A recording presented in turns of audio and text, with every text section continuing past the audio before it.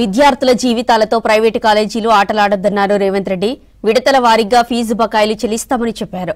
ఇటు deputy CM Bhatti విక్రమార్కతో భేటీ అయిన college యాజమాన్యాలు బకాయిలు చెల్లించాలని కోరారు. 3 రోజుల్లో 600 కోట్ల విడుదలకు సర్కార్ అంగీకారం తెలిపింది. దీంతో ప్రైవేటు కాలేజీలు బంద్ను విరమించుకున్నాయి.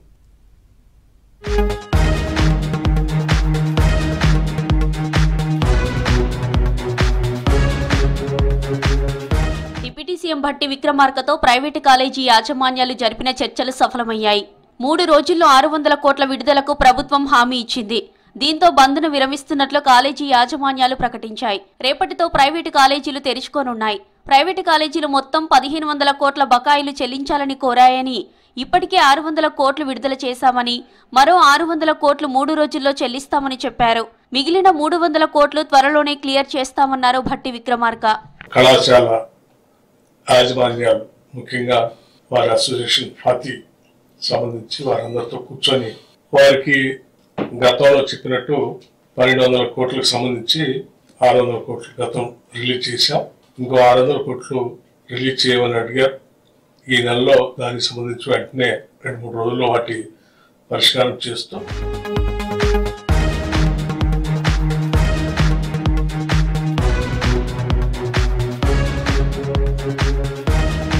ప్రైవేటు కాలేజీలకు స్ట్రాంగ్ వార్నింగ్ ఇచ్చారు రేవంత్ రెడ్డి. విద్యార్థుల జీవితాలతో చెలగాటం ఆడొద్దని చెప్పారు.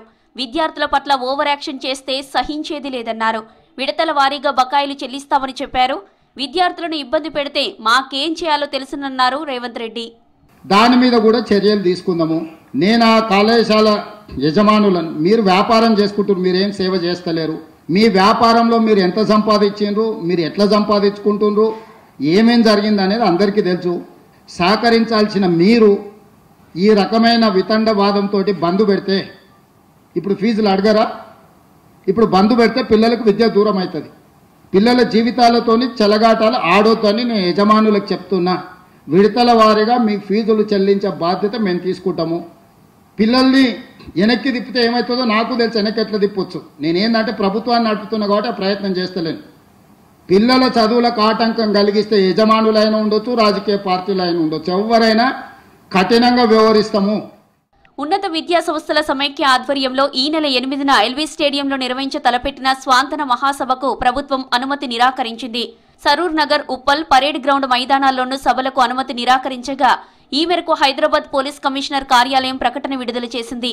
అసెంబ్లీ పరిసర ప్రాంతాలు ఎలాంటి సభలను అనుమతించడం లేదని ఉన్నత విద్యా సంస్థల సమైక్య పెట్టుకున్న దరఖాస్తును తిరస్కరించినట్లు తెలిపింది.